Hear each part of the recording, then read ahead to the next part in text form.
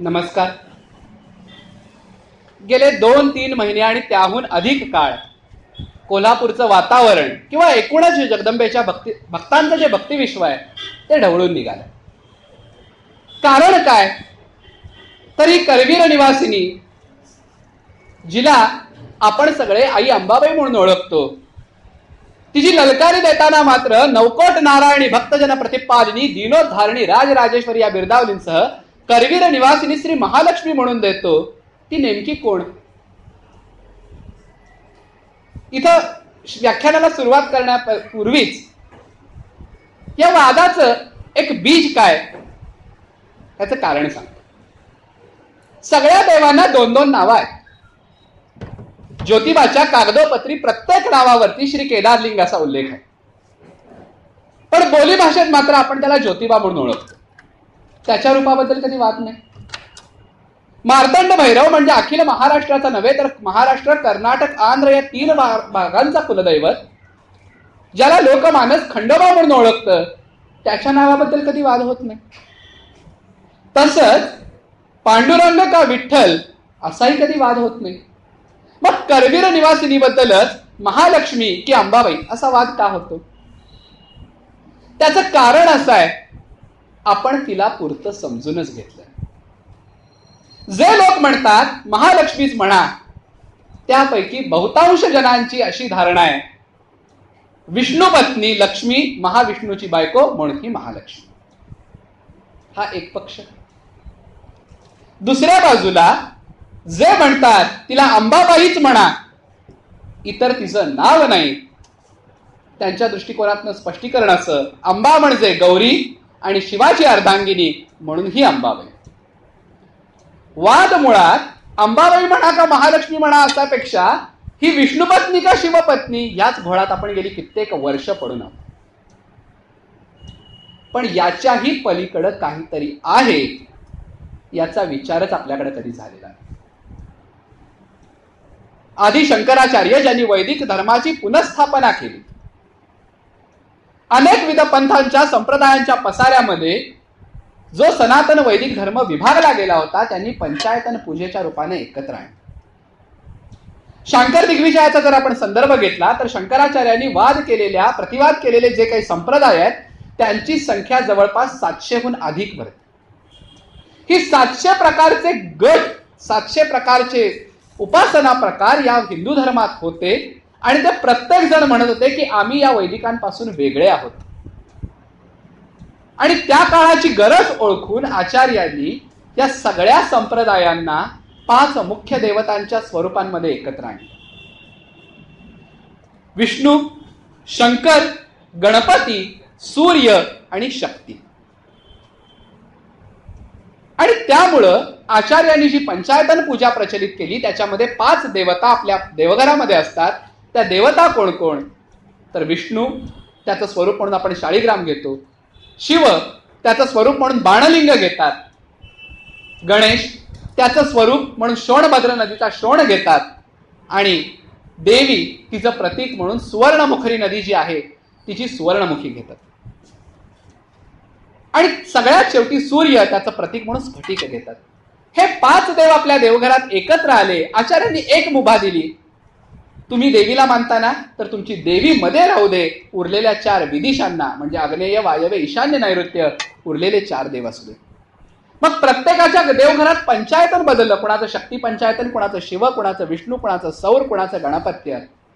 पण हे 5 मुख्य संप्रदाय या भारत भूमीमध्ये प्रभावीपणाने प्रचलित राहिले. त्यातही पुढे ज्या वेळेला परचक्र येत गेली, इतर संप्रदायांची उपासना कमी होत गेली, 2 मुख्य संप्रदाय प्रबळपणाने इथं टिकून राहिले, ते म्हणजे शैव आणि वैष्णव. आता या प्रत्येक संप्रदायाची स्वतःची अशी एक आराधना परंपरा होती, उपासना परंपरा होती. या परंपरेमुळं काय होतं? मुख्य भेद का? वादाचा विषय जरी अंबाबाई की महालक्ष्मी हे नावाचं निरर्थक जरी असलं तरी ही पार्श्वभूमी समजून घेणं गरजेचं आहे, म्हणून सुरुवात इथून करतो. या 5ही संप्रदायांची भूमिका अशी होती की परब्रह्मानं जे पहिलं रूप धारण केलं ते माझ्या इष्टदेवतेच. श्रावण महिना आहे, शिवलीलामृताचं वाचन साधारणपणे घरोघरी होतं. 11वा अध्याय तरी किमान आपण वाचतो. तर रुद्राध्यायाचं वर्णन करताना आधी परब्रह्माचं रूप काय, तर सदाशिव म्हणजे तो परब्रह्म असा एक उल्लेख शिवलीलामृतात येतो. दुसऱ्या बाजूला पुढे गणपती आहेत. अथर्व शीर्ष म्हणताना आपण म्हणतो त्वमेव प्रत्यक्षम तत्वमसी, त्वमेव केवलम कर्तासी, त्वमेव केवलम धर्तासी, त्वमेव केवलम हर्तासी. त्याच्याही पुढे जाऊन त्वम ब्रह्मा स्वम विष्णू स्वम रुद्र स्वम इंद्र स्वम म्हणजे आदी स्वरूप तू गणपती. सौरांच्या दृष्टिकोनातनं जगात पहिला प्रगट झालेला देव म्हणजे सूर्य आहे, कारण तो अजूनही दिसतोय. आणि श्रीमद भागवत जर उघडून बघितलं तर भागवतातला उल्लेख असा आहे की हे सगळं जग त्या परब्रह्म श्रीकृष्णापासून, त्या नारायणापासून प्रगट झालं. नारायणम परम ज्योती आत्मा नारायण पराशवेदातिश. या सगळ्या परंपरेप्रमाणे शक्ती उपासकांचा म्हणजे देवी उपासकांचा सुद्धा एक संप्रदाय आहे. जो संप्रदाय सांगतो या परब्रह्मानं जे पहिलं रूप धारण केलं ते एका देवीचं होत. आता या सगळ्याचा संबंध कोल्हापूरशी कसा हे आपण बघू. ही शाक्त संप्रदायाची आदी देवता म्हणजे देवीच्या उपासकांची आदी देवता म्हणजेच ही करवीर निवासिनी, याचं कारण काय हे आपण पुढे बघू. आज आपण गर्भागारात जी मूर्ती विराजमान बघतो, साधारणपणे खड्या पूजेमध्ये देवीचं हे स्वरूप आपल्याला डोळ्यापुढे दृक्गोचर होतं. माळुंग, उजव्या खालच्या हातात माळुंग, उजव्या वरच्या हातात गदा, ढाल आणि पानपात्र ही 4 आयुध. मूळ मूर्तीचं जर स्वरूप आपण बघितलं तर वज्रलेपत्र छायाचित्रात देवीचं हे स्वरूप आपल्याला अतिशय स्पष्ट दिसतं. मातुलुंगम गदा खेटम पानपात्रंच बिभ्रती नागम लिंगम च योनीच्या बिभ्रती नृपम मूर्ती. हे देवीचं मूर्तीवर्णन. आता हे मूर्तीवर्णन सगळ्यात पहिल्यांदा कशात येतं तर आपल्या सगळ्यांना माहिती असेल देवीच्या उपासना परंपरेमध्ये. पुढची स्लाईड. देवीच्या उपासना परंपरेमध्ये जितकं म्हणून अनुष्ठान होतं त्या प्रत्येक अनुष्ठानाच्या प्रसंगी दुर्गा सप्तशतीचे किंवा चंडीपाठ आपण ज्याला थोडक्यात म्हणतो त्या सप्तशतीचे पाठ होत असते. या सप्तशतीची कथा काय तर सुरथ नावाचा एक राजा आणि समाधी नावाचा एक वैश्य दोघंही संसारातल्या अडचणींना कंटाळून वनामध्ये आले. त्याची पार्श्वभूमी वेगळी आहे, सप्तशतीवर बोलण्याचा विषय पूर्ण वेगळा आहे. तर ह्या दोघांनीही मेधा नावाच्या ऋषींना विचारलं की आम्ही इतके मोहग्रस्त का होतो. तर त्याचं कारण सांगताना त्यांनी सांगितलं ज्ञानिवामपि चेतासी देवी भगवती सा बलादाकृष्य मोहाय महामाया प्रयच्छते. ज्ञानीमधला ज्ञानी माणूस सुद्धा महामायेच्या प्रभावानं या संसारात गुंतून पडतो आणि तिच्याच प्रभावामुळे तुम्ही सगळेजण आणि हे जग सगळं मोहित झालेलं आहे. मग त्यांनी विचारलं ही महामाया कोण. तर त्यांनी त्याला पहिल्यांदा मधुकैटभ वधाची कथा सांगितली, ज्यामध्ये विष्णुमाया योगमाया महाकाली प्रगट झाली विष्णूंच्या शरीरातून. नंतरचा कथाभाग सांगितला तो महिषासुर वधाचा, ज्या वेळेला 18 भुजा महालक्ष्मी सगळ्या देवांच्या शरीरातनं एकत्र तेज प्रगट होऊन तिनं महिषासुराचा वध केला. तिसरं चरित्र म्हणजे उत्तम चरित्र सांगितलं ते महासरस्वतीचं, जिनं शुंभ निशुंभ चंड मुंड यांचा वध केला. आणि सगळं झाल्यावरती त्यांना उपासना सांगितली. त्या दोघांनाही देवी प्रसन्न झाली, पण तरीही त्यांच्या मनामध्ये एक शंका शिल्लक आहे. आपण हे सगळं सांगितलं, पण ही महालक्ष्मी ही आदिशक्ती नेमकी कोण आणि ती प्रगट कशी झाली. थोडंसं बाजूला जातो. इतिहासाचा अभ्यास करताना एक दंडक पाळावा लागतो. कधीही कुठलाही संदर्भ वाचताना त्याच्याशी निगडीत असलेले सगळे संदर्भ आणि त्याच्याशी असलेले सगळे प्रतिसंदर्भ, ज्याला इंग्रजीमध्ये रेफरन्स अँड क्रॉस रेफरन्स म्हणतात, ते तपासून पाहणं गरजेचं. एकाच स्तोत्रातला एकाच शब्दातला एखादा शब्द धरायचा आणि त्याच्यावरती मोठ्याच्या मोठ्या व्याख्यान जोडायचं, त्याला इतिहासाचा अभ्यास म्हणत नाही. इतिहासाचा अभ्यास करायचा असेल तर या सगळ्या गोष्टींचा अन्वयार्थ पार्श्वभूमी बघितली गेली पाहिजे. वेदांच्या मध्ये परब्रह्माच्या निर्मितीचं कारण सांगताना नासदीय सुक्त नावाचे एक सुक्त येते. हे नासदीय सुक्त आपल्याला माहिती नाही, पण आपल्याला दूरदर्शनवरती लागणारी पूर्वीची भारत एक खोज नावाची मालिका कदाचित आठवत असेल. त्याला एक शीर्षक गीत होतं, सबसे पहिले सत भी नहीं था असत भी नहीं था. अतिशय गंभीर आवाजात ते शीर्षक गीत चालायचं. ते शीर्षक गीत म्हणजे शब्दशः या नासदीय सुक्ताचं भाषांतर. परब्रह्म निर्माण होण्यापूर्वी या जगामध्ये सुरुवातीला काही एक नव्हतं. ना दिवस होती ना रात्र होती. केवळ ते परब्रह्म एका तेजाच्या स्वरूपात होते. आणि मग त्या परब्रह्माला वाटलं एकोहम बहुस्या, मी एकटा आहे. आणि ज्या वेळेला एकटेपणाची जाणीव झाली त्यावेळेला त्या परब्रह्मानं साकार स्वरूप धारण केलं. आणि मगाशी 5 जे संप्रदाय सांगितले त्यांची गोष्ट सुरू होते ते इथं. त्या साकार परब्रह्माला, त्या सगुण परब्रह्माला प्रत्येकानं आपापल्या पद्धतीनं नाव दिली. हे सगळं सांगताना मला भारतीय पुराणांचा संदर्भ घ्यावाच लागतो. कारण या सगळ्या देवता, त्यांची मूर्ती वर्णनं, त्यांची चरित्र वर्णनं सगळ्यात पहिल्यांदा या पुराणांतून येतात. आणि जर कुणी ही पुराणच नाकारणार असेल, जर कुणी याला भाकडकथाच म्हणणार असेल तर त्यानं मग या देवतांवरही बोलू नये. कारण या देवता या पुराणकथातूनच प्रतिबिंबित होत असतात. त्यामुळे पुराणकथांचा अर्थ समजल्याशिवाय त्याच्यावर भाष्य करणं हा आपल्या संस्कृतीचा एक अपमान आहे असं माझं मत आहे.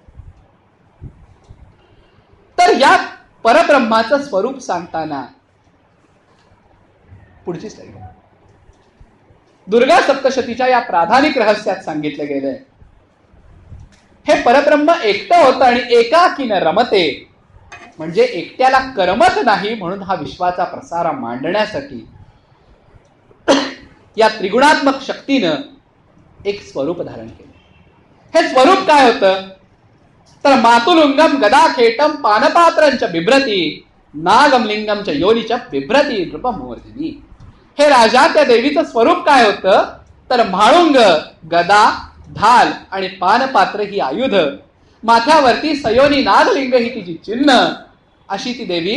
तप्त कांचन वर्णभा तप्त कांचन भूषणा शून्यम तदखिल स्वेन कुरया मास तेजसा. त्या देवीचं वर्णन कसं तर तप्त कांचन भूषणा, तापलेल्या सोन्याच्या रंगाचे दागिने घालणारी. तप्त कांचन वर्णभा म्हणजे तापलेल्या सोन्याप्रमाणे जिचा वर्ण आहे अशी ती. आणि तिनं सगळं जग शून्यमय बघून स्वतःतून पहिली स्लाईड, तमोमय अशी महाकाली प्रगट केली.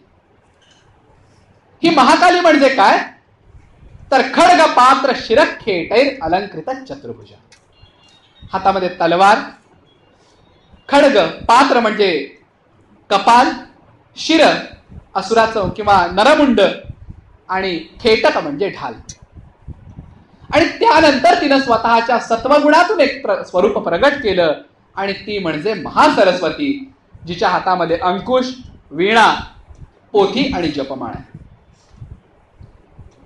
आता या महाकालीला प्रगट झाल्यानंतरचा पुढची स्लाईड, त्याच्या पुढची, महाकालीला प्रगट केल्यानंतर महाकालीचं या सप्तशतीत वाक्य आहे मातर देही मे नाम. आता तिच्याच तमोगुणातून प्रगट झालेली महाकाली तिला म्हणते, आई मला माझं नाव सांग, माझं कार्य सांग. तर देवीने तिला सांगितलं, निद्रा तृष्णाच्या एकवीरा कालरात्री दुरत्या. तुझी नावं काय? महाकाली, महामेधा, महामाया, महास्मृती. तिचं नाव सांगताना तिने सांगितलं तू महाकाली. आणि तुझी कामं सुद्धा याप्रमाणेच, म्हणजे तमोगुणाचं काम हे तुझं काम. तर महासरस्वतीला असा सत्वगुणेने समप्रभा तिचं वर्णन करताना सांगितलंय. तिच्यातला सत्वगुण असा की साक्षात चंद्राप्रमाणे. थोडस विषयांतर करून एक सांग, काही लोकांचा आक्षेप आहे अजून विश्वाची निर्मितीच झाली नाही तरी तुम्ही म्हणताय तिच्या हातात म्हाळुंग होतं, तिच्या हातात गदा होती, तिच्या हातात ढाल होतं, तिच्या हातात पानपात्र होतं. महिला गदा घडवून देणारा विश्वकर्मा भेटला कुठे? तप्त कांचन भूषणा म्हणजे दागिने घडवून देणारा सोनार कुठे भेटला? तप्त कांचन वर्णभा म्हणजे तापलेल्या सोन्याप्रमाणे वस्त्र धारण करणारा म्हणजे तिला तसा साडी कुठे भेटला? तर भारतीय मूर्तिशास्त्र हे मूर्तिशास्त्र म्हणजे आपलं तत्वज्ञान, आपल्या पूर्वजांनी सांगितलेलं तत्वज्ञान आपल्याला समजावं म्हणून प्रतीक रूपात मांडणारी व्यवस्था आहे. आपल्याला जसा देव दिसतो तसाच तो असतो, हे पहिलीच गृहीतक आहे. साधी गोष्ट घ्या, मुळाक्षर शिकवताना आपण आगगाडी आ असं आपण मुलाला शिकवतो. आता आगगाडी शब्द तयार होताना आ अक्षर पहिल्यांदा, आ स्वर पहिल्यांदा तयार झालाय का आगगाडी पहिला तयार झाली? साहजिकच स्वर पहिला तयार झालाय. पण त्या मुलाला परिचयाची असते ती आगगाडी, तो शाळेत जाण्यापूर्वीपासून. म्हणून मग आपण काय सांगतो, अरे आगगाडीत आ असतो. तसं मूर्तीशास्त्र म्हणजे हे प्रतिकात्मक शास्त्र आहे. साधा विचार करा, गणपतीला एक नाव आहे भालचंद्र. शंकराला सुद्धा आपण चंद्रशेखर म्हणतो किंवा चंद्रमाऊली म्हणतो. विष्णूच्याही एका स्वरूपाच्या मस्तकावर चंद्र आहे. दुर्गेच्या सुद्धा स्वरूपाचं वर्णन करताना तिच्या माथ्यावरती चंद्रकोर दाखवली जाते.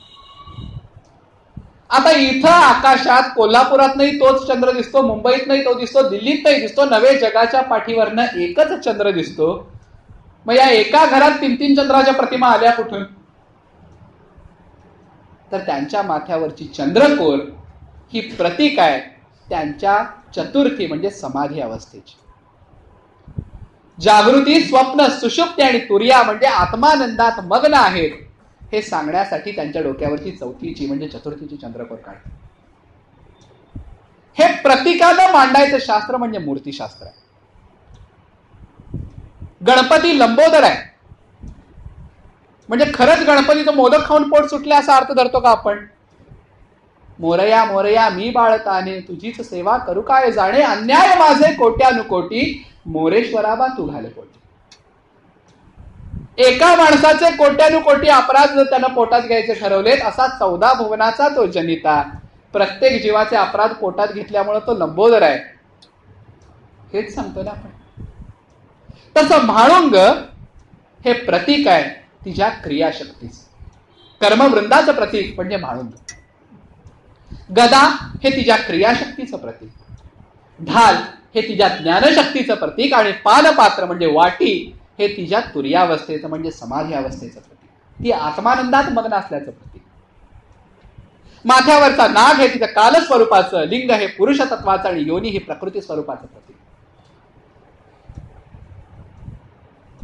हे प्रतिकात्मक शास्त्र समजावं, हे जे काय प्रपंच सांगण्यासाठी मला एक 10 मिनिटं 15 मिनिटं जो काही काळ घालवायला लागला, तो सांगण्यासाठी भक्ताला एक अर्धे क्षण सुद्धा पुरतो. कारण जर त्याच्या डोळ्यापुढे ही मूर्ती उभी राहिली, ती मूर्ती म्हणजे शेवट नाही, ती मूर्ती म्हणजे सुरुवात आहे तिच्या परिचयाची. आजचा आपला विषय इतका खोलात जाण्याचा नाही, आपल्याला फक्त इतकंच बघायचं आहे, सर्वस्याद्या महालक्ष्मी. तर या महालक्ष्मीला महाकाली आणि महासरस्वतीला प्रगट केलं, इथपर्यंत आपण ऐकलं. त्याच्या पुढचं कार्य तिनं केलं, या सगळ्या देवतांना, या दोघींनाही तिनं सांगितलं की आपापल्या स्वरूपाची 2 स्त्री पुरुषाची मिथुन निर्माण करा, जोडी निर्माण करा. महाकाली तमोगुणा तिनं स्वतःतून प्रगट केला, तो तमोगुणी शंकर आणि सरस्वती. आता ही सरस्वती म्हणजे महासरस्वती नव्हे, ही सरस्वती म्हणजे ब्रह्माची शक्ती सरस्वती. महाकालीनं स्वतःतून प्रगट केली विष्णू आणि शिवार्धांगिनी गौरी. नीट लक्ष द्या. आणि महालक्ष्मीनं स्वतःतून प्रगट केला तो कमलासन ब्रह्मा आणि कमलोद्भवा लक्ष्मी. आता कोणाचा तरी प्रश्न इथे येईल, जर गौरी हिमालयाची कन्या तर इथं आपण हिचं नाव कसं घेतो? तर या आदिशक्तीनं ती तत्वस्वरूप निर्माण केली. यावरून ह्याच्यानंतर एक स्लाइड आहे, एक रचना आपल्या डोळ्यापुढे उभी राहते. महालक्ष्मी, तिनं प्रगट केलेली महाकाली आणि महासरस्वती. त्याच्यानंतर महाकालीनं प्रगट केलेले शंकर आणि सरस्वती, महालक्ष्मीनं प्रगट केलेले ब्रह्मा आणि लक्ष्मी आणि महासरस्वतीनं प्रगट केलेले विष्णू आणि गौरी.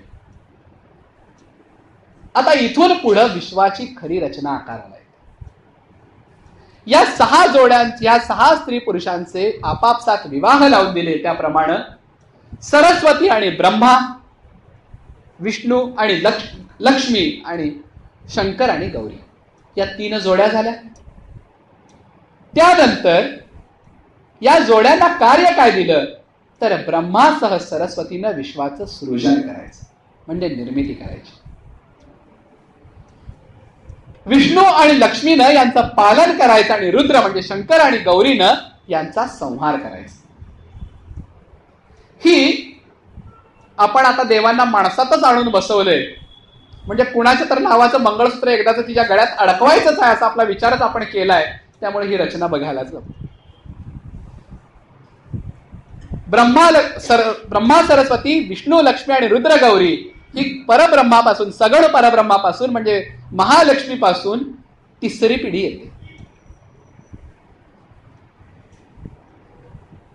आणि असं जर असेल तर आता पुढच्या चर्चेला जाऊ. ब्रह्मा सरस्वतीनं विश्वाचं सृजन केलं. वेगवेगळ्या प्रसंगी वेगवेगळे असुर प्रबळ होतात. त्यांना भगवान शंकर वरदान देतात आणि त्या असुरांचा संहार करण्यासाठी नारायण अवतीर्ण होऊन या जगाचं पालन करतात. इथून पुढे विश्वाची रचना अशीच अखंडपणानं सुरू आहे कल्पांतापर्यंत. आणि त्यामुळं आपलं काम या 6 जणांवर सोपवून या 3 जणी निवांत झाल्या. हा शब्द आपल्यासाठी वापरला. पुराणांमध्ये आत्मानंदात मग्न झाल्या असा त्याचा अर्थ. एखाद्या चतुर आईनं संसाराची सुरुवात करावी, लेक सुनांच्या हातात सगळा संसार सोपवावा आणि इथून पुढे तुम्हाला काय करायचं ते करा, ज्या वेळेला अडचण येईल त्यावेळेला मात्र मी आहे, हे जसं सांगावं तसंच या सगुण परब्रह्म स्वरूपिणीनं या विश्वाची रचना आकाराला. आता या वेळेला पृथ्वीची सुद्धा निर्मिती झालेली नाही. त्यामुळं ज्या वेळेला ब्रह्मानं संपूर्ण सृष्टीची रचना केली त्यावेळेला भगवान नारायणांनी आपल्या अधिमातेसाठी एका सुंदर क्षेत्राची निर्मिती केली आणि ते क्षेत्र म्हणजे करवी. या क्षेत्रामध्ये महाकाली, महालक्ष्मी, महासरस्वती, त्रिगुणात्मिका आदिशक्ती साकार रूपाने विराजमान. आता सतीच्या म्हणजे दाक्षायणीच्या यज्ञाचा प्रसंग घडला तो याच्या कैक नंतर. करवीराला आपण शक्तीपीठ म्हणून ओळखतो. ज्या वेळेला सती दाक्षायणीचा यज्ञ झाला, दाक्षायणीचा म्हणण्यापेक्षा दक्ष प्रजापतींनी ज्या वेळेला यज्ञ केला त्या यज्ञामध्ये झालेल्या शिवनिंदेमुळं व्यथित होऊन सती दाक्षायणीनं म्हणजे शिवाच्या सतीनं आपला देहत्याग केला. विषयांतर होतंय पण तरी एक गोष्ट सांग. मध्यंतरी याच वादविषयांवर चर्चा होताना एका पंडितांचं व्याख्यान झालं आणि त्यामध्ये त्यांनी एक तर्क मांडला, म्हणण्यापेक्षा त्यांचा अभ्यास मांडला की सर्व मंगल मांगल्ये शिवे सर्वार्थ साधिके शरण्ये त्र्यंबके गौरी नारायणी नमोस्तुते असा जो श्लोक आहे तो पूर्णतः चुकीचा आहे. कारण ही सगळी नावं पार्वतीची आहेत. सर्व मंगला, शरण्या, त्र्यंबका म्हणजे 3 नेत्राची आणि गौरी म्हणजे शिवार्धांगिनी, त्यामुळे तिथं नारायणीच्या ऐवजी दाक्षायणी हे नाव पाहिजे असाही अभ्यास एका अभ्यासकाने मांडला. जरा पुढे चला, अजून एक पुढं सप्तशतीची स्लाइड आहे. जाऊ पुढे जाऊ द्या. अजून एक पुढे शेवटी असेल. ठीक आहे. तर त्या अभ्यासकांच्या तर्काबद्दल, त्यांच्या चर्चेबद्दल क्षणभर वाटलंय खरंही असेल, पण आपल्याला फक्त एकच श्लोक माहितीये. मगाशी जसं म्हटलं की मागचे पुढचे सगळे संदर्भ बघायला पाहिजे. आता सर्वमंगल मांगल्ये श्लोक येतो कुठून, तर सप्तशतीच्या 11व्या अध्यायात शक्रादी स्तुती नावाचं एक अखंड प्रकरण आहे. आता ही शक्रादी स्तुती म्हणजे इंद्रादी देवांनी आदिशक्तीची केलेली स्तुती. ती स्तुती करायला कारण काय घडलं, तर ज्या वेळेला रक्तबीजाचा वध करणं कठीण झालं त्यावेळेला प्रत्येक देवाची शक्ती ही त्या त्या देवतेचं रूप धारण करून युद्धाला आली. ब्रह्माची ब्रह्माणी आली, विष्णूची वैष्णवी आली, वराहाची वाराही, नरसिंहाची नारसिंही, कार्तिकेयाची कौमारी, शिवाची माहेश्वरी, इंद्राची इंद्राणी, अशा या सप्त मातृका युद्धाला आल्या. आणि या सगळ्या जणींनी मिळून रक्तबीजादी असुरांचा वध केला. त्यावेळेला शुंभाचं एक वाक्य आहे की एवढ्या सगळ्या बायका घेऊन युद्धाला आलीस म्हणून तू जिंकतेस. त्यावेळेला आदिशक्तीनं पुन्हा एक कौतुक दाखवलं. त्या सगळ्या जणींना पुन्हा स्वतःमध्ये सम्मिलित करून घेतला आणि शुंभाला सांगितलं, एकैव का ममापरा. कदाचित श्लोक चुकत असेल, पण त्याचा आशय असा आहे, मी एकटीच आहे, दुसरी माझ्याशिवाय कोणी नाही. त्यावेळेला त्या आदिशक्तीची स्तुती करताना या इंद्रादी देवांनी अनेक श्लोकांनी तिची स्तुती केली. त्याचं पालुपद म्हणजे त्याचं ध्रुवपद असं होतं, नारायणी नमोस्तुते. उदाहरण सांगतो, शरणागत दीनार्थ परित्राण परायणे सर्वस्यार्थी हरे देवी नारायणी नमोस्तुते. कौशांब अक्षसूत्र विमान असते, ब्रह्माणी रूप धारणी कौशांबक्षरिके देवी नारायणी नमोस्तुते. त्रिशूलचंदा ही धरे देवी माहेश्वरी वृषारूढा. तिचा श्लोक असा आहे, शंकराची सगळी आभूषण धारण करून जी माहेश्वरी आली त्या नारायणीला नमस्कार असतो. आता इथं नारायणी हे नाव नारायणाची अर्धांगिनी अशा स्वरूपात वापरलेलं नाही. विश्वस्य परतौ शक्ते नारायणी नमोस्तुते असा त्याच श्लोकात, त्या स्तोत्रात एक श्लोक आहे. विश्वाची अपर शक्ती, विश्वातली सगळ्यात मोठी शक्ती म्हणून ती नारायणी. आणि तेच काम तिच्या वतीनं नारायण चालवतात. म्हणजे नारायण ही भगवान विष्णूंना दिलेलं सुद्धा एक सन्मानजनक नाम आहे. विश्वाची सर्वात मोठी शक्ती म्हणून ती नारायण. आपलं होतं कसं, यथा देहे तथा देवे या नियमाचा आपण इतकं मातीमोल करतो की आपण जसं डॉक्टराच्या पत्नीला डॉक्टरीण, मास्तराच्या मास्तरीण, वकिलाच्या वकिलीण करतो तशी नारायणाची नारायणी, असा आपला गैरसमज आहे. जोपर्यंत या शब्दांचा अर्थ आपण बघत नाही, तोपर्यंत या स्तोत्रांचा अर्थ बघत नाही, तोपर्यंत असे तर्क लावणं म्हणजे निव्वळ खटाटो. बरं, दाक्षायणी या नावाच्या बाबतीत परवाच भागवतात एक फार छान उल्लेख ऐकायला मिळाला. भागवताच्या 4थ्या स्कंदात ही कथा आहे. दक्ष यज्ञाच्या प्रसंगी शिवनिंदा ऐकून व्यथित झालेल्या सतीनं देहत्याग करण्यामागचं एक कारण सांगितलंय. तुमची मुलगी म्हणून जग मला दाक्षायणी म्हणून ओळखतं. माझ्या तपश्चर्येवरती मी शंकराला पतिरूपात प्राप्त करून घेतलं, पण जोपर्यंत माझं हे शरीर आहे तोपर्यंत जग मला दाक्षायणी म्हणत राहणार, तुमची मुलगी म्हणून ओळखत राहणार. आणि असल्या शिवनिंदकाची कन्या म्हणून जन्मण्यापेक्षा, असल्या शिवनिंदकाची कन्या म्हणून राहण्यापेक्षा मला हे नावही नको आणि मला हा देहही नको, म्हणून सती दाक्षायणीनं आत्महत्या केली. मग असं असताना ज्या नावाचा त्याग स्वतः दाक्षायणीनं त्या सतीनंच केलेला आहे, तेच नाव घ्या म्हणून अट्टहास करणं हे तिच्याच श्रद्धेचा अपमान केल्यासारखं आहे. म्हणून कुठलंही स्तोत्र, कुठलाही श्लोक ज्यावेळेला आपण आपल्या अभ्यासात आपल्या समोर बघतो, त्याचा मागचा पुढचा संदर्भ घेणं तितकंच अगत्याचं. आता सगळ्यात महत्वाचा प्रश्न या करवीर निवासिनीबद्दलच्या स्वरूपाचा मगाशी आपल्याला सांगितला. तिच्या 3-4 आयुधांचा अर्थ सांगितला. माथ्यावरच्या चिन्हांचा अर्थ असा आहे, ती स्वयमेव पुरुष, प्रकृती आणि काल याच्याही पुढे आहे.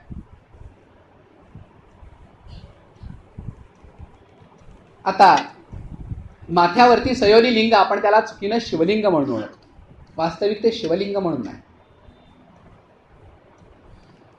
योनी स्वरूपी विष्णू, लिंग स्वरूपी शंकर आणि शेष नाग स्वरूपी ब्रह्मा ही व्युत्पत्ती स्वतः करवीर पीठाचे ब्रह्मीभूत शंकराचार्य विद्या नरसिंह स्वामी पित्रे स्वामी महाराज यांनी स्वतःच्या चंडिकोपास्य दीपिका या ग्रंथामध्ये लिहून ठेवले. ब्रह्मा विष्णू महेश म्हणजे हे जे 3 कारण पुरुष आहेत, ते कारण पुरुष प्रतीक रूपानं हिच्या माथ्यावरती विराजमान आहे. आता कारण पुरुष ही संज्ञा काय? तर कारण पुरुष म्हणजे जे या विश्वाच्या सृजनाचं, पालनाचं आणि संहाराचं कारण आहे, ते कारण पुरुष. त्याला मिळती जुळती आणि एक संज्ञा आहे. आपल्याकडं हिंदू कायदा पद्धतीमध्ये वाटणीचा ज्या वेळेला आपल्याकडे विचार होतो त्यावेळेला मिताक्षरा कायदा आपल्याकडे बघितला जातो. 12व्या शतकात विज्ञानेश्वर नावाचा एक आचार्य होऊन गेला. त्याने मिताक्षरा म्हणजे महर्षी याज्ञवल्क्यांच्या स्मृतीवरती मिताक्षरा नावाचा ग्रंथ लिहिला. त्याच्याप्रमाणे आपल्याकडं वारशाचे अधिकार ठरवतात. तसं दक्षिणेमध्ये जिथं मातृसत्ताक पद्धती आहे तिथं आलिया संताना आणि मुरुमुकत्तय्यन नावाचे 2 कायदे आहेत. त्या घरामध्ये आई ही प्रमुख असते. त्या घरची स्त्री, नायरांच्या मध्ये विशेषतः स्त्री ही प्रमुख असते आणि काही कारणानं प्रत्येक वेळेला घरची स्त्री बाहेर जाऊन बाहेरचा व्यवहार करू शकत नाही, म्हणून ती एका पुरुषाला स्वतःचे सगळे अधिकार देऊन टाकते. सगळे अधिकार दिले असले तरी ते अधिकार परत बोलवायचं तिच्याकडं सामर्थ्य असतं. तिनं नेमलेला तो पुरुष त्या भागामध्ये कारणवान म्हणून ओळखतात. कारणवान म्हणजे त्या मातेचा, त्या आईचा प्रतिनिधी म्हणून त्यानं सगळे व्यवहार सांभाळायचे. तसेच एक कारण पुरुष या तिघींचे प्रतिनिधी म्हणून या विश्वाची रचना सांभाळतात. आणि हे सगळं जरी संपलं तरी ती अखंड राहणार आहे हे दाखवायला तिच्या माथ्यावरती ही नागलिंग योनीची चिन्ह आहे. इथपर्यंत आदिशक्तीचं स्वरूप समजल्यानंतर अखंड कोल्हापुरात चर्चेचा असलेला एक महत्वाचा विषय म्हणजे करवीर निवासिनी ही विष्णुपत्नी की शिवपत्नी. आता ही रचना आपण बघितली पूर्वीची. या रचनेमध्ये मला सांगा, त्याच्यापूर्वीची त्याच्या रचनेमध्ये मला सांगा, भगवान शंकर आणि भगवान नारायण हे कुठल्या पायरीवरती आहे? साधारणपणे 3ऱ्या पायरीवर आपल्याला ते दिसत आहेत. नातीच जोडायची झाली मनुष्य रूपात तर करवीर निवासिनीचं आणि नारायणांचं किंवा शंकराचं काय नातं लागतं? मला उत्तर देण्यापेक्षा तुम्ही विचार करा.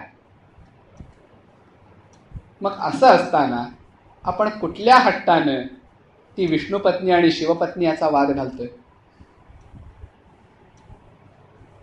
कोल्हापूरच्या बाबतीत एक छान पुराणकथा म्हणण्यापेक्षा एक घडलेला प्रसंग नारायण स्वामींच्या चरित्रात येतो. वास्तविक ती स्त्री आहे असं आपण ज्यावेळेला म्हणतो त्यावेळेचा त्याच्यावरचा हा संदर्भ आहे. जगदंबे पुढे करवीरच्या मंदिरामध्ये एक ब्राह्मण 12 वर्ष सप्तशतीचे पाठ करायचे. एके दिवशी एका विद्वान गृहस्थांनी त्याचा पाठ अगदी निरखून ऐकला. ते क्षणभर थांबले आणि त्यांनी सांगितलं, अरे बाबा तुझा पाठ चुकतोय. म्हणले का? या देवी सर्व भूतेषु विष्णुमायेति शब्दिता नमस्तस्यै नमस्तस्यै नमस्तस्यै नमो नमः असा शब्द असताना तू नमस्तस्मै म्हणतोस. ते विचाराने विचारलं, मग काय फरक पडला? अरे घोर चूक आहे ही. नमस्तस्मै हे पुरुषवाचक झालं. ही तर स्त्री आहे, ही स्त्री देवता आहे. तुझा मंत्र तिच्यापर्यंत पोहोचलाच नाही.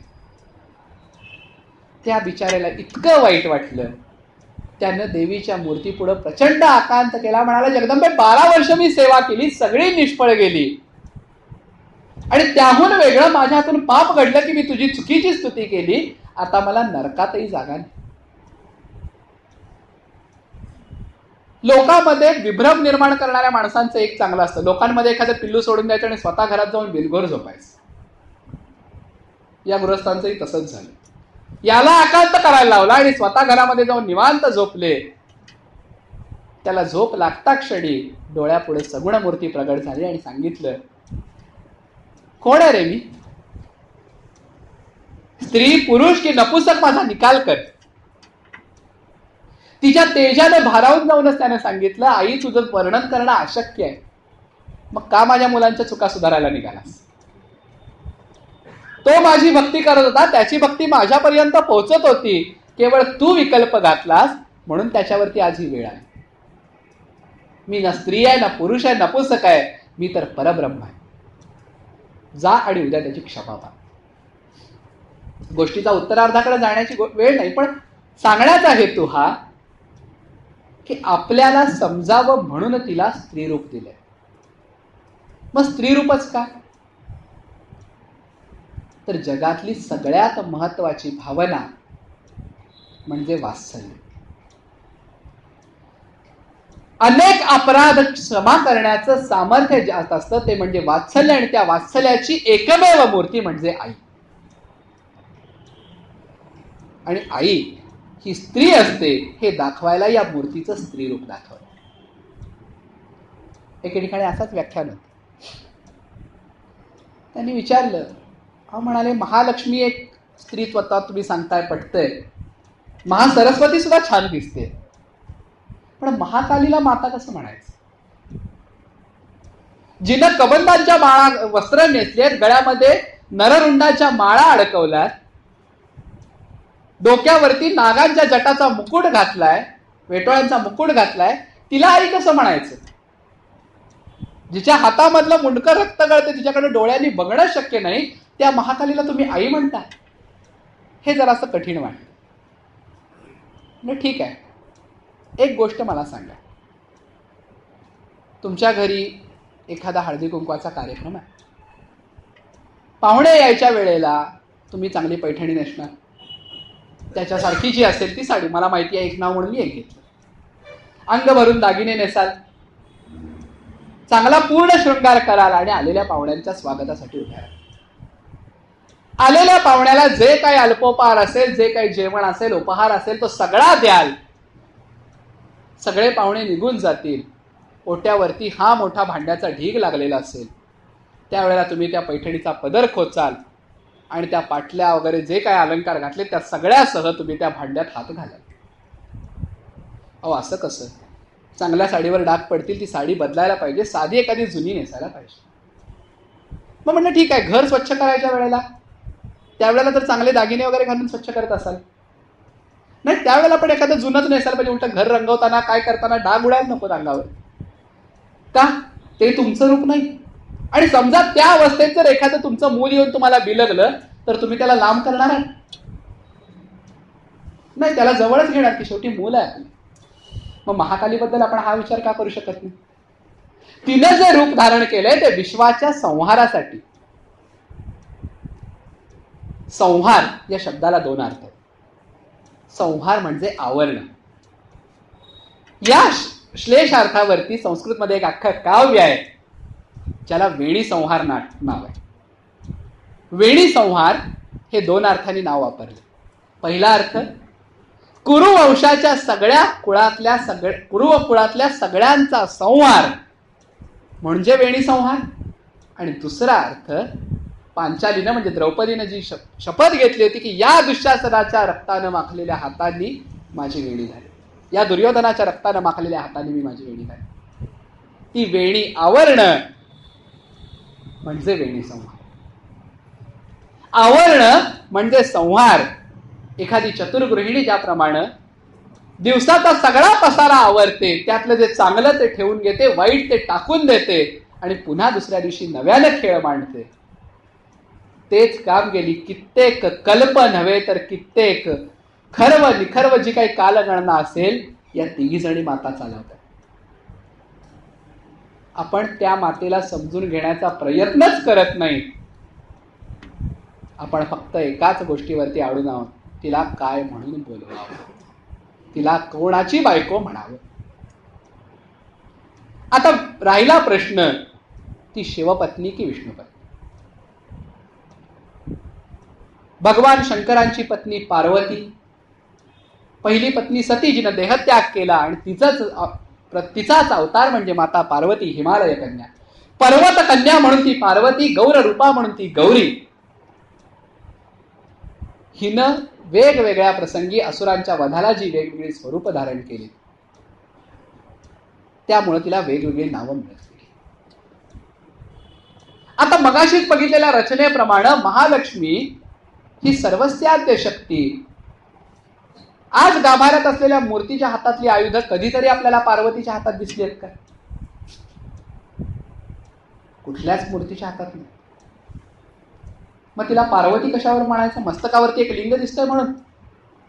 पण त्या लिंगाचाही अर्थ सांगितला, पुरुष, प्रकृती आणि काल. मग ती शिवपत्नी होते का?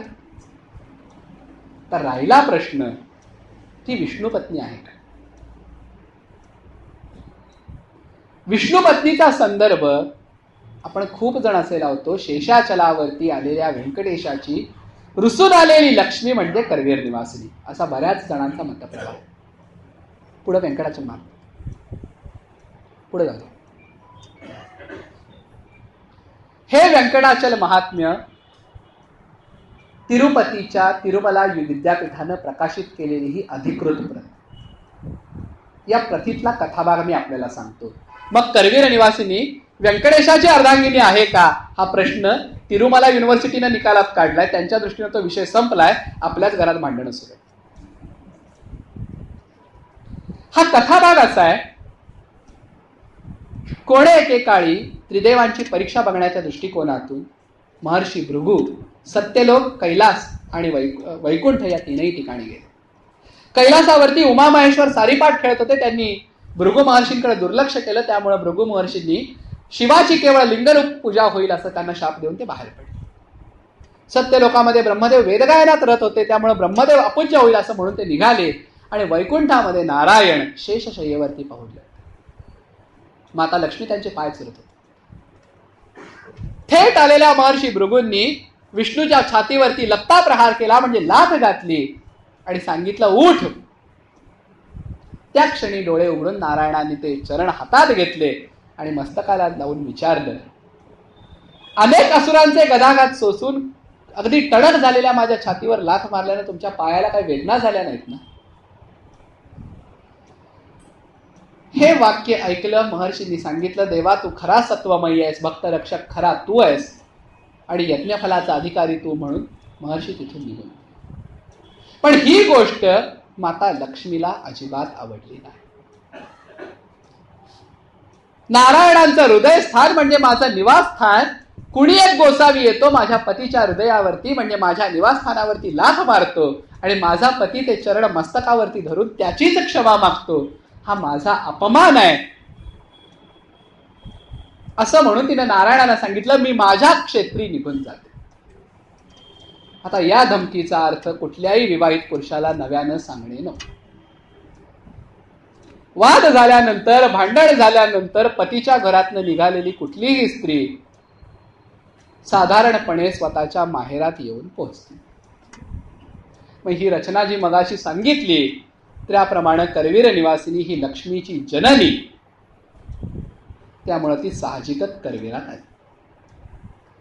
ती करवीरात आल्याबरोबर नारायणांचं सुदर्शन सुद्धा या करवीरात आलं. ते या करवीर क्षेत्राचं रक्षण करायला लागलं आणि ह्या सगळ्या पार्श्वभूमीवर तिला शोधत, आता हा शब्द फार महत्वाचा आहे, देवांनी किती मानुषी रीतीनं वागावं, पुराण कथांचा हा खरा भाग आहे. नारायणांना ध्यान लावल्यानंतर कळणं अशक्य आहे का की लक्ष्मी करवीरात आहे? पण तरीही लोकांवरती उपकार करावा या भावनेतून षटपंचाशत देश असा त्याचा उल्लेख आहे. म्हणजे 65 देश शोधत शेवटी करवीरात आले. इथं आल्यानंतर त्यांनी एक छान वाक्य आहे तिथं, करवीरात आल्यानंतर त्यांनी पाहिलं पूर्वाराधित, पूर्वार्चित म्हणजे पूर्वीपासून पूजलेली एक महालक्ष्मीची मूर्ती तिथं आहे. अर्चा रूपेण राजती. अर्चा म्हणजे जिची नित्य पूजा होतीये अशी एक मूर्ती, आणि तिचं वर्णन छान दिलंय, अगस्त्याराधित विग्रह. अगस्त्य महर्षींनी जिची पूजा केली आहे अशी ती. आता करवीर महात्म्यामध्ये व्यंकटेशाच्या कथेचा उल्लेख येत नाही. याचं मुख्य कारण हे असावं, नारायणांचा हा कथाभाग घडतोय तो द्वापार आणि कलीच्या संधीला, आणि महर्षी अगस्त्य त्याही पूर्वी येऊन गेले. आणि हा जर अर्थ बघितला तर अगस्त्याराधित विग्रह म्हणजे महर्षी अगस्त्य आणि लोपामुद्रा माता यांनी पूजा केलेली ही मूर्ती त्याही पूर्वीपासून या मंदिरामध्ये विराजमान होती. आणि तिथं ही लक्ष्मी येऊन या मूर्तीमध्ये तिच्या ठाई निवास करती झाली. इथं भगवान नारायणांनी दशवत्सर असा तिथं शब्द आहे, 10 वर्ष तप केलं. त्या तपानंतर अशरीरी वाणी म्हणजे सरस्वतीच्या अशरीरी रूपाने सांगितलं, दक्षिणेला सुवर्णमुखरीच्या तीरावर जा, भाल्यानं तीर्थ निर्माण करा, तिथं तुम्ही तप करा, तुमची लक्ष्मी तुम्हाला तिथं भेटेल. म्हणून भगवान नारायण करवीरातून दक्षिणेला गेले. सुवर्णमुखरीच्या तीरावरती पद्मवापीची, म्हणजे आज आपण ज्याला पद्मसरोवर म्हणतो तिरुपतीवरती, त्याची निर्मिती केली आणि तिच्या काठावरती तप करत राहिले. कार्तिक शुद्ध षष्ठीला, षष्ठी आहे माझ्या माहितीप्रमाणे, त्याच सरोवरातून कमल निर्माण झालं आणि त्या कमलामधून लक्ष्मीनं दर्शन दिलं. तीच लक्ष्मी अंश रूपानं नारायणांच्या हृदयावरती पुन्हा एकदा विराजमान झाली आणि मूर्ती रूपानं मात्र पुन्हा एकदा करवीरात आली. याचा एक अन्वयार्थ असा सांगितला जातो, एका छान तत्वज्ञानी सांगितला. अखंड भारतामध्ये अनेक प्रकारचे उत्पात होतात. पूर येतो, भूकंप येतो, आणखी वादळ वारं पाऊस जे जे काही येतं, पण करवीरात मात्र यातलं काही येत नाही. सगळीकडचं वैभव वाढत जातं, उतरत जातं, पण करवीराचं वैभव मात्र अखंडपणानं स्थिर आहे. मग ते आजचं असू दे, नाही सहस्त्र वर्षापूर्वीच असू, हजारो वर्षापूर्वी सुद्धा सोन्याची नाणी छापून टाकणारं बीड सारखं गाव या करवीर क्षेत्रात होतं. आणि आजही पुराच्या काळात सुद्धा उच्चांकी संख्येनं गाड्यांची खरेदी करणारं कोल्हापूर. ही कोल्हापूरची संपदा, ही लक्ष्मी अखंड आहे. याचं कारण ही चंचला लक्ष्मी अखंडपणानं स्वतःच्या माहेरामध्ये निवास करते. हा जर अन्वयार्थ बघितला तर आपल्या लक्षात येईल, करवीर निवासिनी जिला आपण विष्णुपत्नी म्हणायचा ठरवायचा प्रयत्न करतो, ती ना विष्णुपत्नी सुद्धा नाही. आता महालक्ष्मी आणि लक्ष्मी या नावामुळे गफलत होते. नारायणांना महाविष्णू म्हणतात, तसंही महालक्ष्मी. शंकरांना महादेव म्हणतात, तसं ही महालक्ष्मी. संस्कृत भाषा जर इतकी सोपी असती तर फार बरं झालं असतं.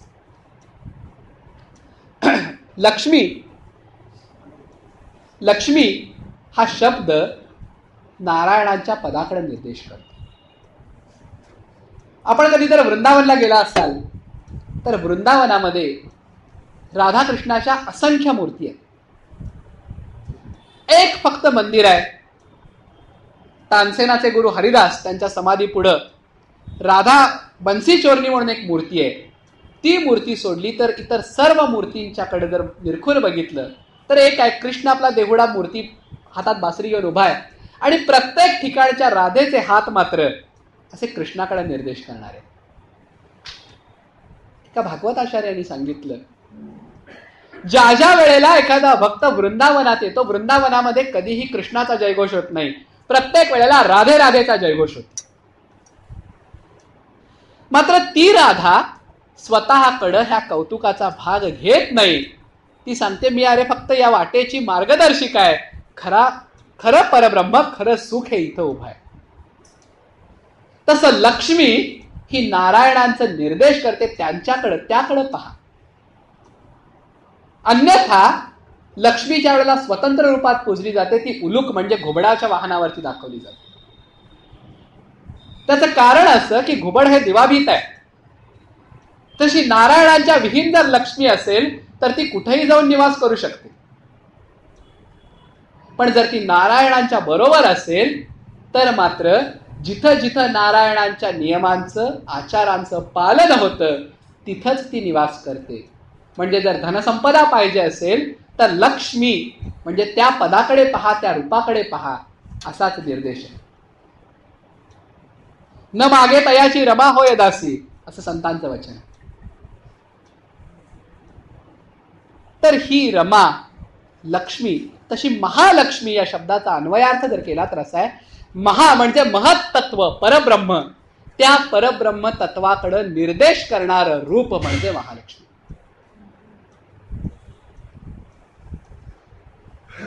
देवांचं नाव म्हणजे काय त्यांचं जन्मदाखल्यावरती घातलेलं नाव असत नाही. देवांचं नाव हे एका अर्थानं त्यांचं विशेषणच असतं. हा प्रत्यय एकदा आला. ललिता सहस्रनामाच्या नामावलीचे अर्थ लावायचा प्रयत्न केला. प्रत्येक नावाचा अर्थ बघायला गेल्यानंतर लक्षात यायचं हे देवीचं नाव नाही. अष्टमी विभ्राज दलित म्हणजे जिचा माथा चंद्रकोरीप्रमाणे उज्ज्वल आहे. कामेश ज्ञात सौभाग्य उरुद्वयान्विता, म्हणजे ज्याला कामेशाला जिचं सौभाग्य माहिती आहे अशी ती. कामेश्वर मुखालोक कल्पित श्री गणेश्वरा, हे पण तिच्या लीलेचं वर्णन आहे. असं करता करता 1000व्या ललिता नावावरती पोहोचल्यानंतर लक्षात आलं हे तरी तिचं नाव असेल, कारण स्तोत्राचं नावच ललिता सहस्त्रनाम आहे. पण तत्वज्ञानी अर्थ लावला, ललिता म्हणजे जी सहज आहे, म्हणजे हेही बिचारीचं नाव नाही. तसं देवतांची नावं ही त्यांची आपण दिलेली विशेषण आहे.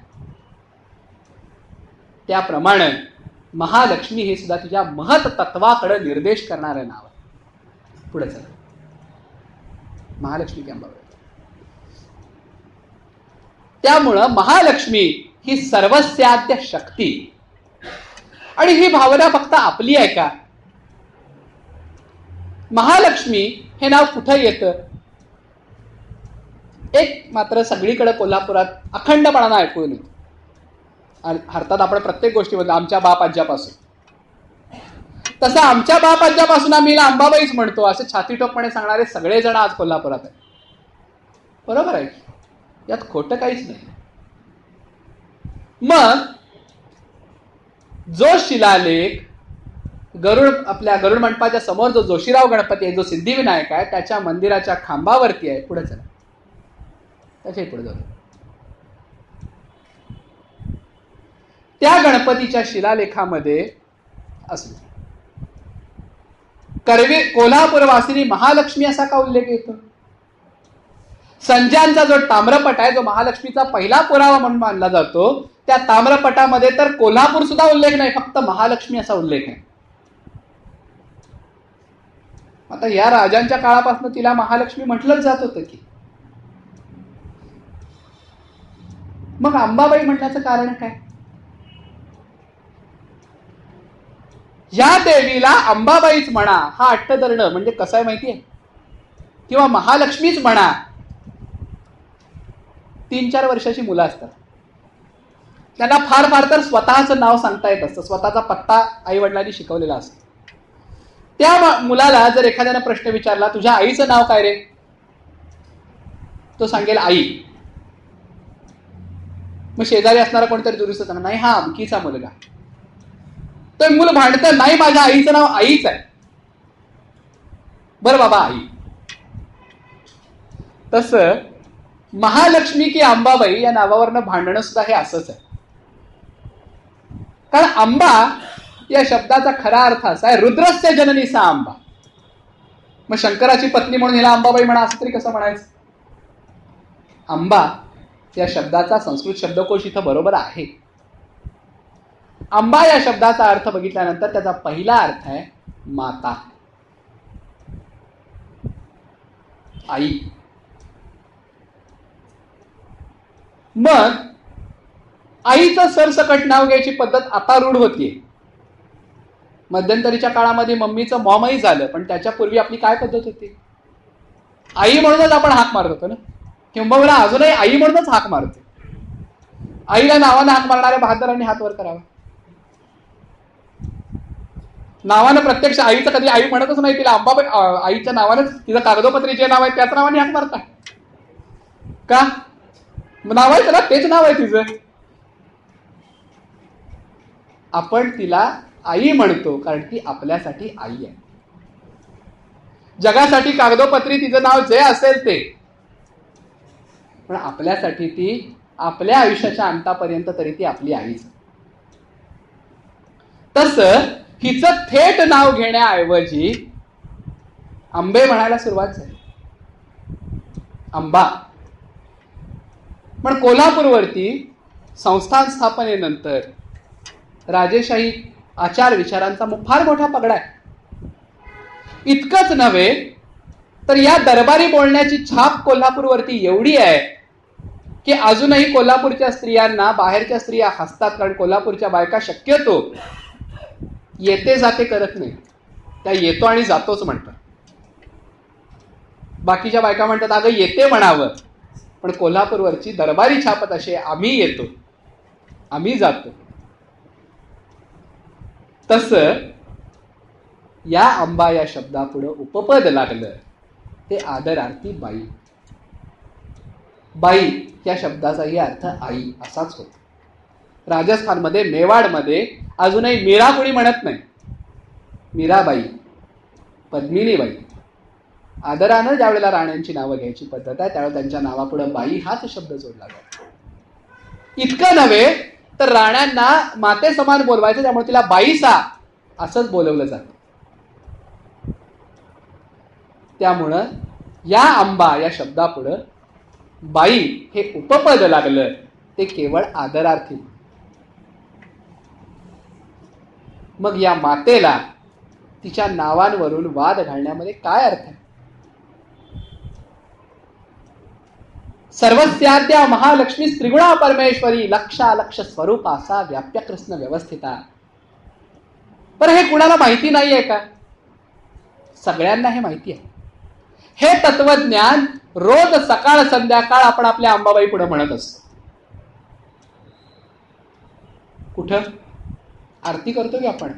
निर्गुण निश्चल निष्कल जेते तू त्रिगुणा सर्वस्याद्या तुझला म्हणती जन सगुणा. हे प्राधानिक रहस्यच आपण तिथं आपल्या बोलीभाषेत सांगतो. दिसती जगत वांगी मणिगण जेवी गुणा. काय अर्थ सुंदर अर्थीचा त्या. दिसती जगत व अंगी मणिगण जेवी गुणा.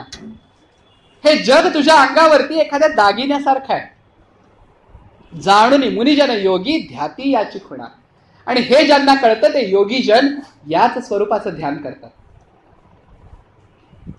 पुढे वर्णन करताना मस्तकी लिंग महीधर हस्तकी दिव्य गदा खेटक हाटक पात्रक मातुलुंग सदा विलसे श्रीमुख सुंदर पाहता मोहमदा वारुनि देसुख शाश्वत भवभय नाही कदा.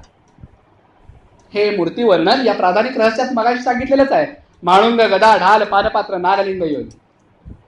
आता ही जगन्माता आहे हे सुद्धा आपण त्या आरतीत म्हणतो. कसं? तुझे ना आपले निर्मित कमलोद्भव सृष्टी कमलाकर हर वांछित त्वत्कर्णा दृष्टी. आता जर ही शिवपत्नी असेल तर शिव तिची करुणा मागायला कशाला उभा राहील? जर विष्णुपत्नी असेल तर विष्णू तिची करुणा मागायला कशी उभा राहील? त्वत्कर लेखन हरिहर विधीच्या दृष्टी. हे एक वाक्य आहे. त्वत्कर लेखन हरिहर. तुझ्या हाताने लिहिलेला लेख हा कसा? तर त्वत्कर लेखन हरि हर आणि विधी म्हणजे ब्रह्मा या तिघांनाही समजणारा नाही.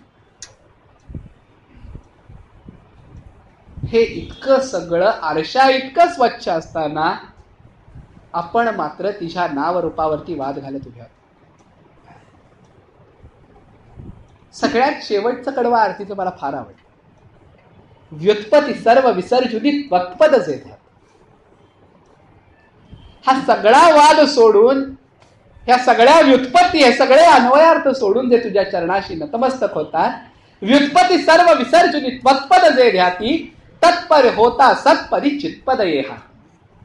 हे सगळं सोडून जो केवळ तुझ्या ठाई तत्पर आहे त्याला मुक्ती अशक्य नाही.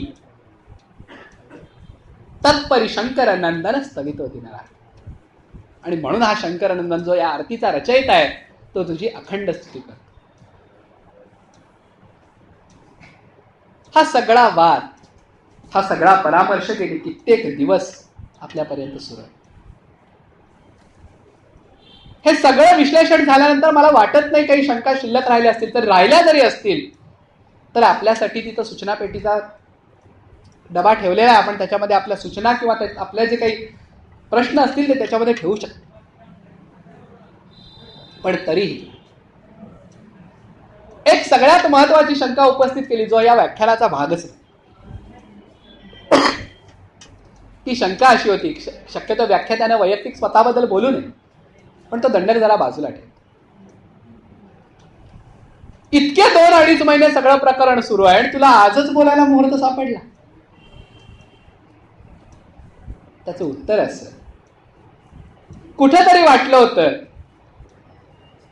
ही भक्तांची एक भावना असेल, थोड्या काळानं का असेना याच्यावरती एक सम्यक विचार होईल आणि चांगलं विचार मंथन होऊन या वादावरती पडदा पडेल. पण दुर्दैवानं झालं असं, अमुक एक नावच धरा असा आग्रह धरून हे दोन्ही पक्ष उभे राहिले आणि त्यांची परस्पर विरोधी आंदोलनं सुरू झाली आणि त्या आंदोलनाची धग अगदी कायदेमंडळापर्यंत जाऊन पोहोचली.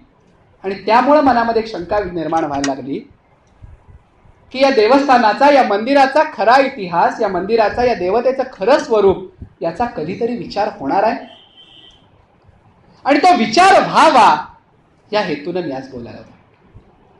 त्याच्यानंतरचा पुढचा प्रश्न, इतके मोठे मोठे अभ्यासक असताना प्रसन्नला का सांगायचं? तो काय मोठा तत्वज्ञ लागला? तो काय मोठा अभ्यासक? व्यासपीठावरून नम्रपणानं सांगतो, मी अजिबात अभ्यासक म्हणून इथं उभा नाही. मी स्वतःचं एकही मत आपल्यापर्यंत, आता माझं मत आहे आणि ते तुम्ही ग्राह्य माना म्हणून आपल्यापर्यंत पोहोचवलेलं नाही. सुरुवातीपासून आतापर्यंत वेगवेगळे संदर्भ या पडद्यावरती दाखवलेले आहेत. 1-2 मिनिटात त्या सगळ्या संदर्भांची नावं सुद्धा आपल्याला देतो. आपण स्वतः पडताळणी करा. आपण स्वतः ते संदर्भ मुळापासून एक मात्र आहे, साक्षेपीपणानं वाचायचं. कुठलाही पूर्वग्रह मनात ठेवायचा नाही. ते वाचा आणि स्वतःचे निष्कर्ष स्वतः काढा आणि मग त्या विषयावरती काय बोलायचं किंवा काय नाही हे ज्याचं त्यानं ठरवायचं. आणि सगळ्यात शेवटचा प्रश्न, यामध्ये भक्तांचा काय संबंध? तर थोडक्यात आपली अवस्था कशी झाली माहिती? लग्न होऊन मुलगी सासरी जाते. ती सासरी गेल्यानंतर भावामध्ये वाटणीसाठी भांडणं लागतात. 2 भाऊ हिरिरीला येऊन स्वतःची वाटणी मागायला लागतात. ज्या वेळेला ती मुलगी माहेरी येते त्यावेळेला तिला प्रश्न पडतो, कुठल्या भावाचं ऐकायचं? बरं, या भावांसाठी माहेरी यायचं तोडायचं तर आईबापाचा जिव्हाळा तुटत नाही. आणि जर आईबापासाठी यायचं तर यांची भांडणं ऐकल्याशिवाय सुटका नाही. तसंच आपलं भक्तांचं झालं. आपल्या आईसाठी देवळात जायचं तर या दोघांची भांडणं ऐकल्याशिवाय पर्याय नाही. आणि जर जायचंच बंद करायचं तर आईला बघितल्याशिवाय दिवस सुरू होत नाही. त्यामुळं जगन्माता हे तिचं स्वरूप. ब्रह्मा विष्णू महेश हे कारण पुरुष तिच्या आज्ञेनं वर्तन करतात. त्याप्रमाणे आपणही या आदिशक्तीच्या स्वरूपामध्ये केवळ आपली आई शोधू. हा दुसरा एक भाग आहे. इथं कुणावरही जबरदस्ती नाही की तिला लक्ष्मीच म्हणा, कुणालाही जबरदस्ती नाही पार्वती म्हणा. इतकंच काय तर कुणावरही जबरदस्ती नाही की तिला आदिशक्तीच म्हणा. प्रत्येक जण आपापल्या भावनेनं, वैयक्तिक भावनेत स्वतः पुरतं तिला जे स्वरूप द्यायचं ते देऊ शकतो. पण हे आजची गोष्ट नाही. गेली कित्येक शतकं असंच सुरू आहे. चैतन्य महाप्रभू करवीरात आले, त्यांचं वर्णन आहे, देखी क्षीर भगवती, लांगा गणेश देखी चोरी भगवती. वादिराज तीर्थ तिला रमा म्हणतात कारण वादिराज तीर्थ वैष्णव आहेत. त्र्यंबक कवी तिला अंबा म्हणतो कारण त्याच्या दृष्टीने ती शिवार्धांगिनी आहे. प्रत्येकानं आपापल्या पद्धतीने तिला बघितलं. मुक्तेश्वर म्हणजे एकनाथांचे नातू, नाथांची परंपरा ही वैष्णवांची, पण तरी सुद्धा मुक्तेश्वर या देवीबद्दल बोलताना म्हणतायत, तारा अगम्य शाक्ता शिवभजिका गौरी, सांख्यांसी प्रकृती निर्गुण निजधारी, गायत्री निजबीजा निगमागमसारी, प्रगटे पद्मावती श्री जिनधर्माचारी. ही खरी सहिष्णुता आहे. अंबाबाई ही अशी देवता आहे जी कुणालाच नाकारत नाही, ती प्रत्येकाला स्वतःची वाटते. तारा अगम्य शाक्ता, जे शाक्त आहेत त्यांच्यासाठी परब्रह्म स्वरूपिणी म्हणजे तीच आहे. शिवभजिका गौरी, शंकराच्या भक्तांसाठी ती पार्वतीच आहे. सांख्यांची प्रकृती म्हणजे जे सांख्य तत्वज्ञानाचा अभ्यास करतात, जे निर्गुण मानतात त्यांच्यासाठी ती प्रकृतीच आहे. गायत्रीच्या उपासका, निगमागमाचा उपासना करणाऱ्या म्हणजे वेदांचं अध्ययन करणाऱ्यांसाठी परब्रह्म स्वरूपिणी गायत्री जी आहे ती हीच आहे. इतकं कशाला तर जे जैन मताचा अनुनय करतात त्यांच्यासाठी प्रधान देवता असणारी पद्मावती पण हीच आहे. पण म्हणून ते तिचं स्वरूप स्वतः पुरतं मात्र तिला विष्णूची अर्धांगिनी मानतात, पण कुणावरही ते जबरदस्ती करत नाहीत की अमुक एकच म्हणा. देवीच्या उपासनेमध्ये प्रत्येक देवतेचं विशेषण आलं. जयदेवी जयदेवी जय चित्सुख सदनी, जय करवीर निवासिनी, कमले शशिवदनी. आता कमलेचा अर्थ लक्ष्मीच लावावा असा अर्थ नाही.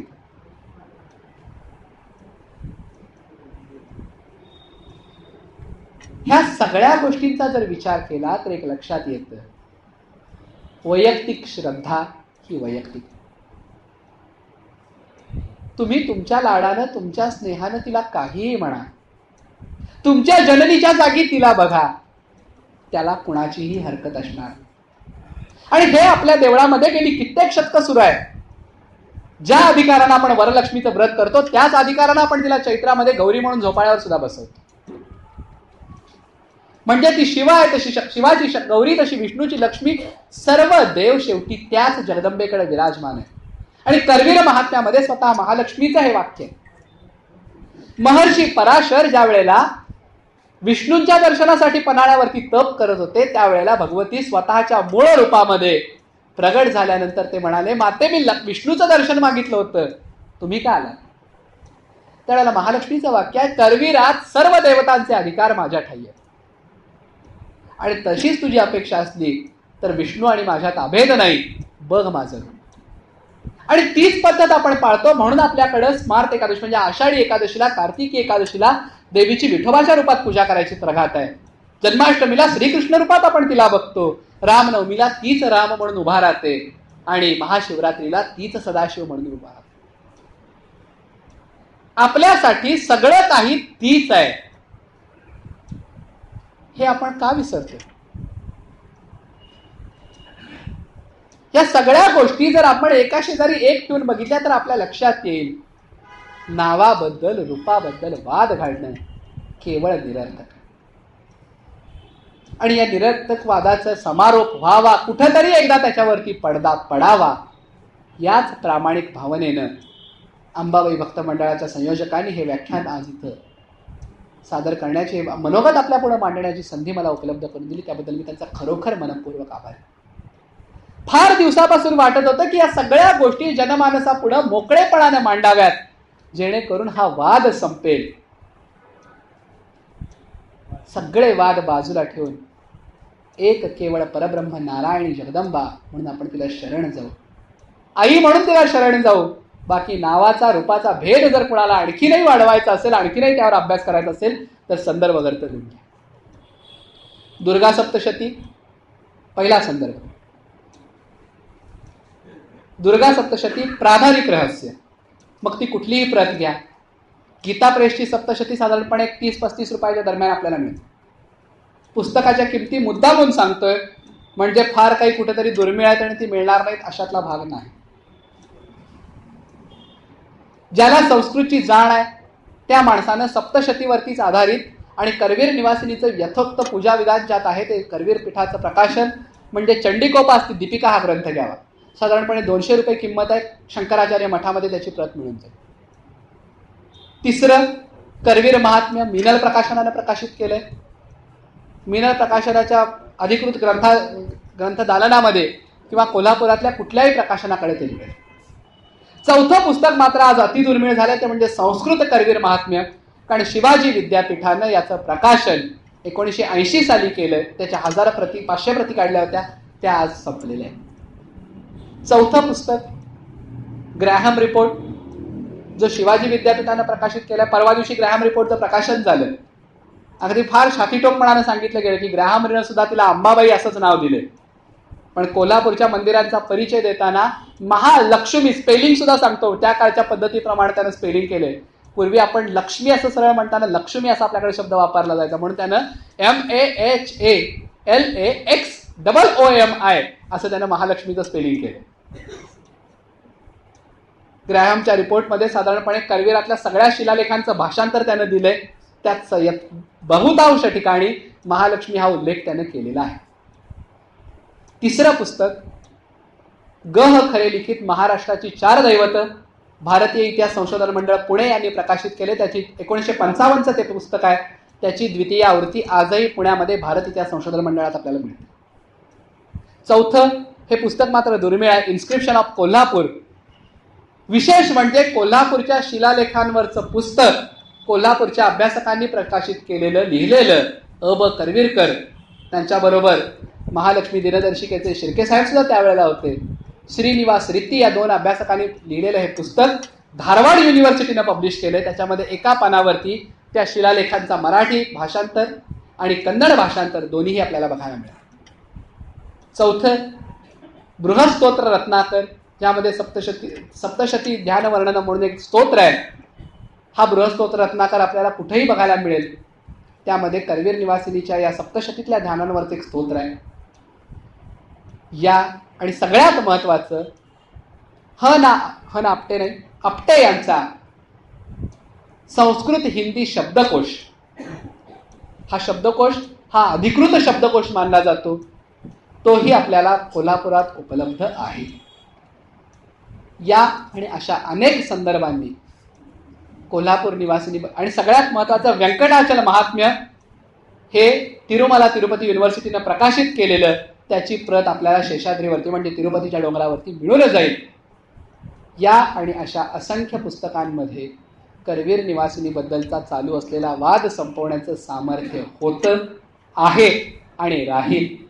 बोलणारा प्रसन्न आज असेल, उद्या नसेल, आणि कोणी बोलायला उभा राहील तो असेल नसेल, पण ही पुस्तकं गेली कित्येक शतकं अशीच आहेत. गरज आहे ती त्याच्यावरची धूळ झटकून साक्षेपीपणानं वाचून लोकांपुढे मांडण्याची, आणि ती मांडण्याचं काम मी यथामती केलेलं आहे. मी सर्वज्ञ आहे, मी परिपूर्ण आहे असं माझा बिलकुल दावा नाही. माझ्याकडूनही काही गोष्टी राहिल्या असतील. त्यामुळं कुपुत्र जे आहे ते क्वचित आहे. हजारो वाईट पोरं असतील, पण आई म्हणून कोणी वाईट नसते. तशी माझ्या अपराधांची क्षमा ही जगन्माता जगदंबा करो, आणि तिची लेकरं म्हणून तुम्हीही असे काही अपराध झाले असतील तर त्याची क्षमा कराल. आणि करवीरचे सुज्ञजन आपण या वादाला विराम देऊन कोल्हापूरच्या शाश्वत विकासासाठीचे असंख्य प्रश्न आपल्या पुढे आवासून उभे आहेत, त्याच्याकडे लक्ष देऊया. हे जगदंब आणि असं जर तिच्यावरचे वाद टाळून जर आपण इकडे बघायला लागलो तर ही महालक्ष्मी स्वतःच्या कन्यकेला आपल्या मदतीला पाठवून पुन्हा एकदा या नगरीला सोन्याचे दिवस दाखवेल, यात शंका नाही. इति श्री जगदंबा अर्पणमस्तु.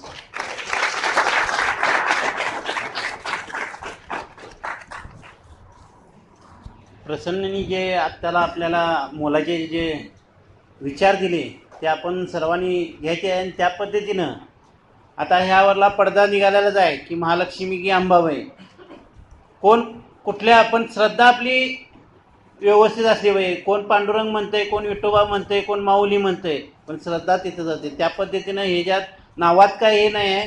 त्यामुळं आपण ज्या पद्धतीनं आता सांगितल्यानंतर ज्या माहिती आम्हाला मिळणार, सूचना येणार आहे, त्यानंतर गणपतीनंतर आम्ही दुसरं एक व्याख्यान ठेवू आणि त्याला असाच प्रतिसाद आपण द्यावा. आणि आपण आल्याबद्दल मी भक्त समितीतर्फे आपले आभार मानतो. जय हिंद, जय महाराष्ट्र. आणि व्याख्यान सांगता झाली मी एक घोषित करतो.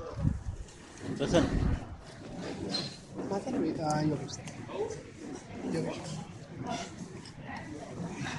मोबाईल आपल्या काय सूचना असतील त्या लिहून तुम्ही टाकले त्याला विचारून